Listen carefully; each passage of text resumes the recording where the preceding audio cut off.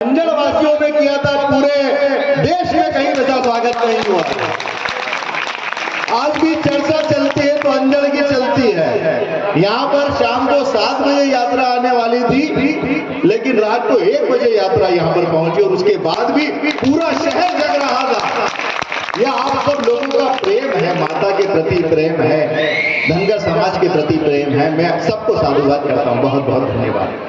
आज जिन भी विद्यार्थियों को यहाँ पर सम्मानित किया गया है, सबसे पहले मैं अपनी ओर से उनको शुभकामनाएं देता हूँ, बहुत सारा आशीर्वाद देता हूँ कि आप लोग जिस प्रकार से पढ़ रहे हैं और 70, 80, 90% मार्क्स लेकर आ रहे हैं, बहुत अच्छी बात है। इससे आपका तो नाम रोशन होता ही है, आपके माता पिता का नाम रोशन होता है, पूरे समाज का नाम रोशन होता है, इस अंजड़ नगर का नाम रोशन होता है। बहुत अच्छी बात है, मेरी ओर से बहुत बहुत शुभकामनाएं। लेकिन यह पुरस्कार से हमें रुकना नहीं है, आगे और प्रयास करना है कि हम और कठोर मेहनत करें और इसको कितने आगे तक ले जाएं, यह जरूर प्रयास करें। आप लोगों के बीच में जब वो क्या नाच रहे थे, बिलू भाई क्या नाच रहे थे, बच्चियां क्या नाच रही थी, आदिवासी नाच, गरबा नाच रहे थे, अरे मजा आ गया, क्या बात है, बहुत ही अच्छे नाच रहे थे। लेकिन बहुत अच्छी एक बात भी मुझे लगी कि आजकल शहरों में एक बीमारी चल गई है फटे कपड़ों की, लेकिन एक भी बालिका हमारी फटे कपड़ों में नहीं दी गई। एक बार ताली इनके भी हो जाओ भाई, यह हमारे संस्कार है। फटे कपड़े पहनना हमारे संस्कार नहीं है, अच्छे कपड़े पहनना हमारे संस्कार है। और वह 250 साल पहले हमारी माता बता के गई है। सुनो, 1725 में जन्म हुआ, 31/5 कल ही महाराष्ट्र के जामखेड़ के पास में छोटा सा गांव है चोंडी। अभी तक जिसको नहीं मालूम ना, चोंडी गांव में हमारी माता जी का जन्म हुआ था। एक छोटे से परिवार में, साधारण परिवार में जन्म लेकर अपने कर्मों से, अपने कार्यों से उसने ऐसा नाम किया कि आज 300 वर्षों के पश्चात भी हम यहाँ पर अंजड़ में उनका जन्म जयंती उत्सव मना रहे हैं। आप देखिए, आज माता नहीं होती तो हम कैसे कह सकते थे कि हमारे जो असली हीरो है ना, हमारे जो असली हीरोइन है, वह ऐसे लोग होना चाहिए। वो फिल्मी हीरो हीरोइन को आज के बाद हटा देना अपनी डीपी से, और आज के बाद अहिल्या माता जी, मल्हारराव होलकर, यशवंतराव होलकर, शिवाजी राव का चित्र वहां पर लगा देना। यह है हमारे असली नायक, इनसे हमें सीखना है। अहिल्या माता से क्या सीखना है? 10 वर्ष में जब बालिका रोड पार करने से घबराती है, उस समय उनका विवाह हो गया था। 10 वर्ष में माता जी का विवाह हो गया था। 1725 में जन्म, 1795 में महेश्वर में नर्मदा किनारे शिव जी को साक्षी मानकर उनके ही चरणों में समाधि ले ली थी मां ने। 1795 में, 1725 से 1795, देखो 70 वर्ष है, कुल 70 वर्ष। और 70 वर्ष में से भी मात्र 28 वर्ष उन्होंने शासन किया है, मात्र 28 वर्ष। और शासन किया यह शब्द भी सही नहीं है, शासन संभाला यह शब्द सही है। क्या अंतर है दोनों में? बहुत बड़ा अंतर है। माता ने शिव जी को अर्पण कर दिया था सब कुछ, तुलसी दल रखकर सब कार्य जो किए थे वह शिव के आदेश से किए थे। कभी भी कोई आदेश अहिल्या के आदेश से नहीं निकला, शिव के आदेश से करा। उन्होंने कहा था कि मैं शिव जी आपको समर्पण कर रही हूँ और आपके आदेश से, आपकी आज्ञा से मैं यह राजकार्य संभाल रही हूँ, कर रही हूँ। और वैसा ही उन्होंने ताउम्र किया। आज सोच सकते हैं, मैं सुबह दिल्ली में होता हूँ, दोपहर में मुंबई पहुंच जाता हूँ, रात को अहमदाबाद में कार्यक्रम आयोजित कर लेता हूँ, वहां पर पहुंच जाता हूँ। लेकिन उस समय 250 वर्ष पहले हजारों किलोमीटर दूर का सोचना, और वहां पर वो सोच के सिर्फ सोचना नहीं, वो कार्य करके दिखा देना, ये अहिल्याबाई होलकर ही कर सकती है। वहां इतने दूर केदारनाथ कहाँ है, बद्रीनाथ कहाँ है, जूनागढ़ कहाँ है, उसकी पहाड़ी कितनी है, 7000 सीढ़ियां हैं वहां पर। 7 पहाड़ी पार करके जाते हैं ऊपर, थक हार के चूर हो जाते हैं, न जाने कितनी बोतल पानी पी जाता है व्यक्ति। और ऊपर पहुंचकर जब फगार कर बैठता है मंदिर में उस धूनी के पास, पंडित जी धीरे से पूछते कहां से आए महाराज? मैं कहता हूं कि मैं इंदौर से आया हूं। अरे इंदौर से आए हैं? यह जो अखाड़ा बनाया है, जो मंदिर बनाया है, ये आपकी महारानी ने ही तो बनाया, अहिल्याबाई होलकर ने ही बनाया। तो हमारा सीना गर्व से चौड़ा हो जाता है साहब इतने ऊपर जाकर। केदारनाथ आज पूरा विश्व के लोग वहां जाना पसंद करते हैं और वहां पर जाकर कहीं कहीं नाम दिखता है देवी अहिल्याबाई होलकर के आदेश से बना है, उनके पैसों से बना है, उनकी खासगी से बना है, तो कितना गर्व होता है हम लोगों को। 4 धाम सप्तपुरी 12 ज्योतिर्लिंग 43 से अधिक धर्मस्थलों में अनुदान और 10,000 से अधिक कुएं, बावड़ी, घाट, तालाब और इनके साथ साथ पशुओं के चारे और उनके जल की व्यवस्था। ये कोई साधारण व्यक्ति कर सकता है क्या? नहीं कर सकता। वह भी जनता के पैसे से नहीं, खुद की खासगी के पैसे से इतना सारा कार्य करने वाला एक ही शख्स हो सकता है। इस देश के अंदर रानियां तो बहुत सारी हुई, लेकिन अपने कार्य से जीवित अवस्था में यदि किसी ने देवी का दर्जा प्राप्त किया है तो वह एकमात्र देवी है अहिल्याबाई होलकर। और धनगर समाज को उस पर गर्व होता है कि हम धनगर समाज से हैं, जहां पर एक ऐसी माता हो चुकी है जिसे प्रातः स्मरणीय कहा जाता है, पुण्य श्लोक कहा जाता है, राष्ट्र सेविका कहा जाता है, कर्मयोगिनी कहा जाता है। सुबह सुबह प्रातः स्मरणीय अर्थात यदि हम सुबह सुबह उठकर देवी का नाम लेते हैं तो पूरा दिन सफल जाता है, शुभ जाता है, उसे वह दर्जा प्राप्त है साहब। उस समय के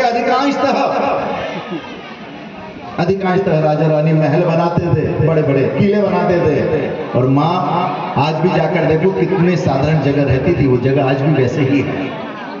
उसने महल में पैसा खर्च नहीं करा रकम, उन्होंने धर्मस्थलों को बचाने में करा। और यदि उस समय धर्मस्थलों का निर्माण नहीं होता, जीर्णोद्धार नहीं होता, पुनर्निर्माण नहीं होता, तो आज जो ये इतने ताकत से हम उस सनातन को पकड़ के रखे हैं ना, वो किस प्रकार से हो पाता? पूरा नष्ट हो चुका था।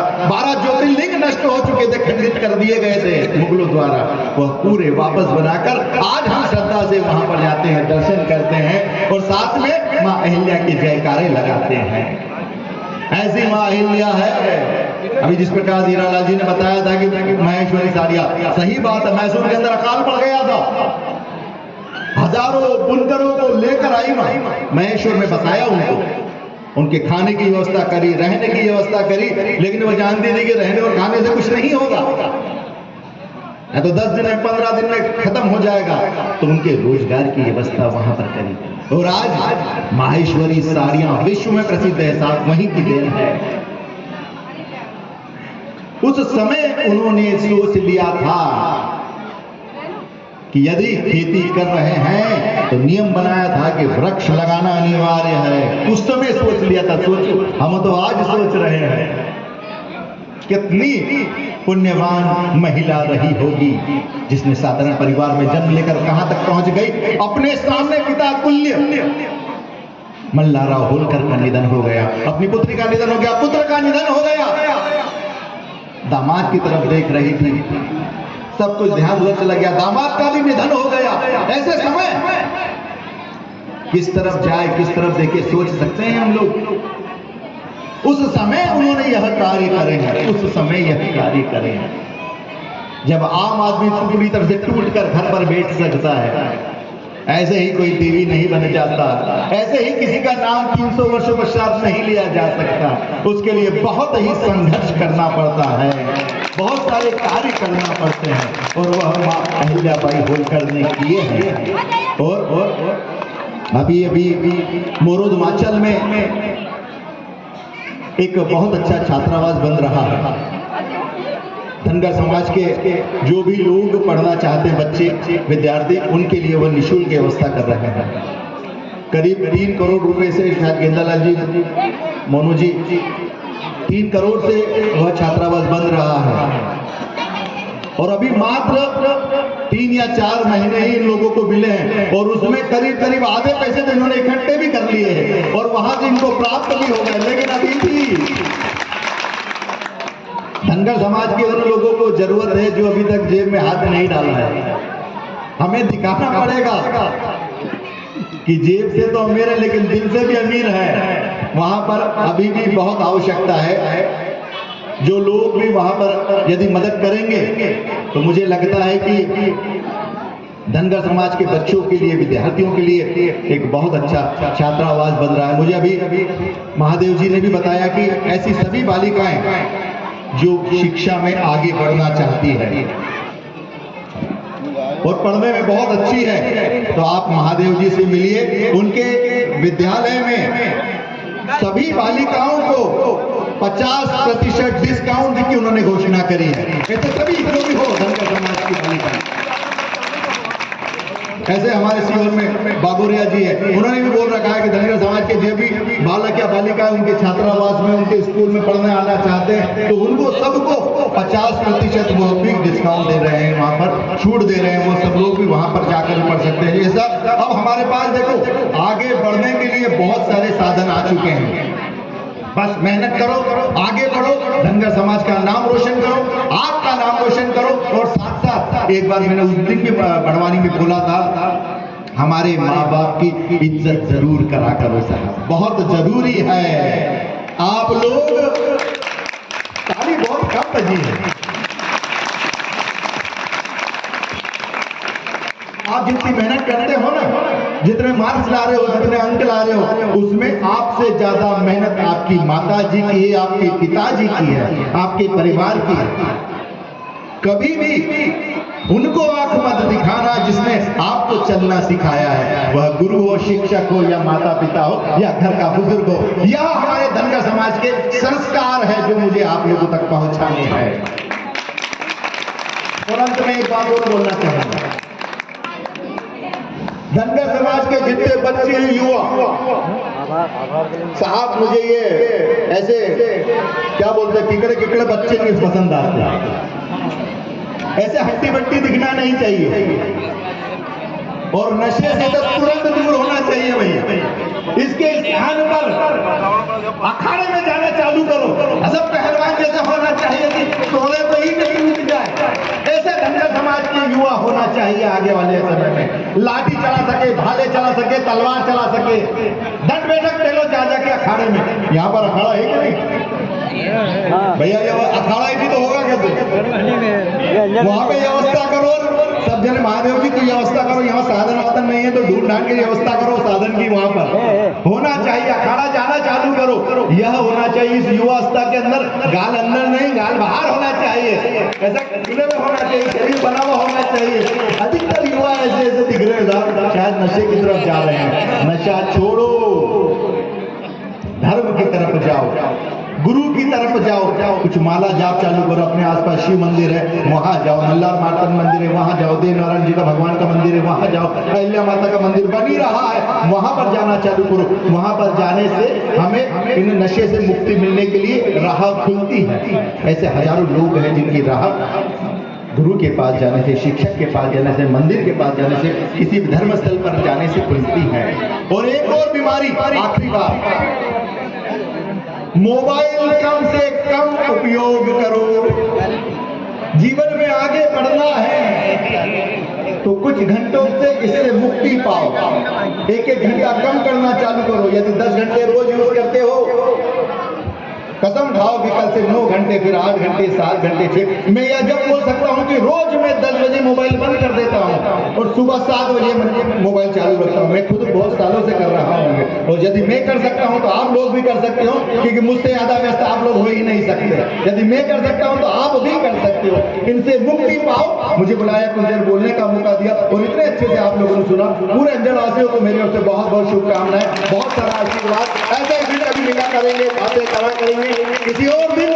अहिल्या माता की बहुत सारी मेरे पास जानकारियां हैं, बहुत सारी कहानियां हैं, ऐसी ऐसी कहानियां हैं कि मैं आप लोगों को रुला सकता हूं हमारी माँ की। लेकिन आज समय बहुत हो चुका है, भोजन की आपको भी व्यवस्था करना है, भोजन आपको भी करना है, मुझे भी इंदौर में 2 कार्यक्रम और अटेंड करना है। सारा जहां उसी का जो मुस्कुराना जानता है, हर रोशनी उसी झुकाना जानता है, हर तरफ मंदिर मस्जिद चर्च गिरजाघर है, लेकिन ईश्वर उसी का है जो सर को झुकाना जानता है। तो सर को झुकाओ तो आगे जरूर बढ़ोगे। और दूर चिंतन श्री गुरुदेव दत्त शनि महाराज की जय, अहिल्या माता की। अब मैं